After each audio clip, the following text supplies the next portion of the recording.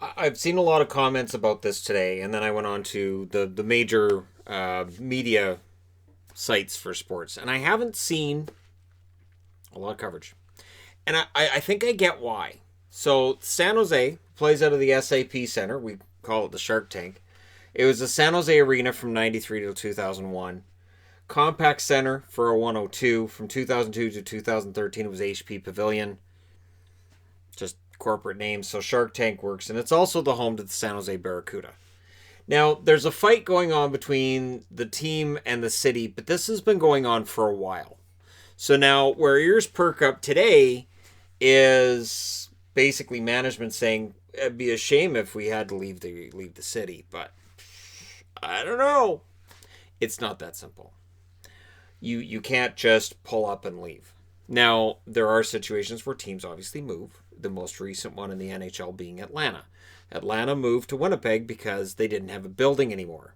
Not because Atlanta didn't support the team. I've already done videos on it. Atlanta supported the team just fine, comparatively speaking to some of the other teams that are still in the NHL. But when you don't have a building, now this is not a situation where they're going to end up without the building. There's no threat to the building itself. It's around the building that they're complaining. So in 2006, just for a hey, how popular is the SAP Center?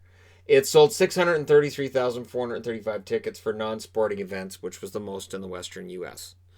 And reports would state, and people in San Jose would tell you, that you can tell when it's a game night in San Jose because it's crazy. The gridlock is already bad. And so what the team's saying is with the developments that are going on in the city, it's going to make gridlock so basically it's impossible. It's impossible to get into a game and get out of a game. And I hear this and I think, we have similar issues in Vancouver, not crippling obviously. You can take SkyTrain into Vancouver. Plenty of people do. SkyTrain for the first half hour after a game is filled with fans who are going to usually Scott Road Station, but there's other stations along the way. And this is something San Jose's been looking at as well, which is improving access to the downtown and expanding the train station and expanding the amount of trips in and out of that area. And they want to expand the downtown and attract a lot more people. So the fact that Google's looking at bringing a bunch of people in, Google makes a lot of money and spends a lot of money. So San Jose says, we'll take the Google money. Now, the city plans involve these massive developments. Google is basically the big one, but they're not mad at Google. Those who are in charge of this whole SAP bunch and San Jose Sharks and everything, they're not mad at Google, and they're saying leaving is a last resort, which is how it's not anything to worry about right now.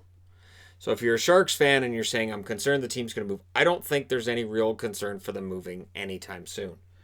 Expanding train station, there's concern that there's going to be access to the network of streets and parking difficulties and what construction is going to do to impact everything. Which, yeah, it's a city, it's a growing city, and when a city's growing, you have to have the infrastructure to support that growth. And it seems like what those in charge for San Jose are saying is we don't have the infrastructure to support what Google is planning on doing with this expansion into the downtown, this revitalization of downtown San Jose. And so this is a fight they've had with the city before. This is not a new argument. This is just the latest volley being thrown by San Jose's hockey team.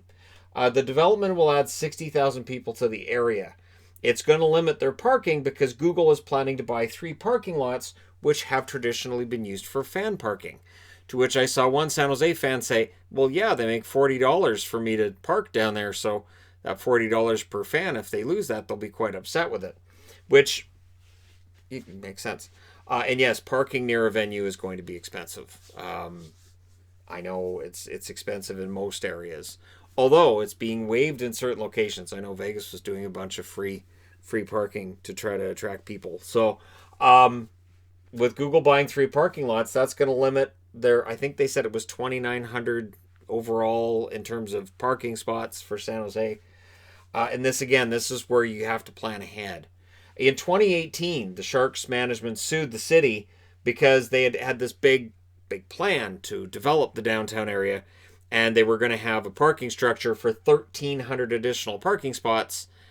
And then when they came out with the final plan, those 1,300 parking spots were nowhere to be found. So they went, all right, well, we're going to do most of this, but the parking, we're not going to expand the parking. So this has been an issue going back for at least a couple of years. There's an agreement between the city and the team that they will assure them of decent parking. It's just, again, to me, it's kind of weird because there's a lot of cities where they just build their own auxiliary structures. They build their own parking structures. They buy them all up and they figure it out on their own, and they make it work. And then there's some situations that are like this where they're reliant on the city. And it sounds to me like the team's kind of exhausted trying to deal with the city. The city may very well be looking at Google's money and going, this is more money. We like this. This is good money. This is more than the Sharks bring in. And the agreements do date back to 93, which was when San Jose Arena opened. And so they want to stay there. The team, for what it's worth, is valued at $540 million. And according to what I was reading, they made $10 million in profit in 2019. This is a team that hasn't had a season where they've lost money since 2012, which was the last lockout shortened season. So they had trouble turning a profit until the most recent collective bargaining agreement in 2012, which of course was just extended this year. And since then they have made money, and they've made a decent amount of money.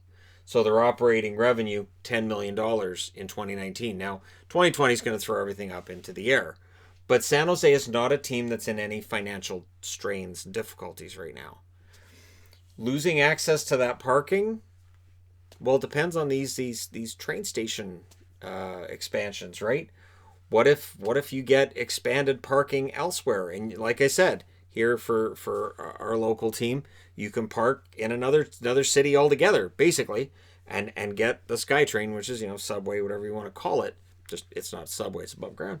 But if you have light rail, you have some kind of system to bring people in, that can work. So it sounds to me more like I'm not going to say it's an empty threat, but I'm not overly concerned if I'm a San Jose fan today. I think that this is a team that already makes money. This is a team that's been fighting with the city for a while. And this is just their way of saying, be a shame if we end up having to move. And these situations normally will get resolved between the city and the team. Because where would you move the Sharks? Don't say Houston. Don't. They've been a profitable team. They've sold out for a majority of their existence. There is a huge fan base for the San Jose Sharks. There's no way this team would leave California. There's no way this team's leaving this building anytime soon. Because the one thing I was looking for was, okay, so what's the deadline here? Because there has to be that deadline, right? And with Calgary, with the fight they had with their city, there seemed to be a ticking clock aspect to that of we have to get this resolved within a couple of years. And with San Jose, I don't see that. I really don't. And I think this will get worked out somehow.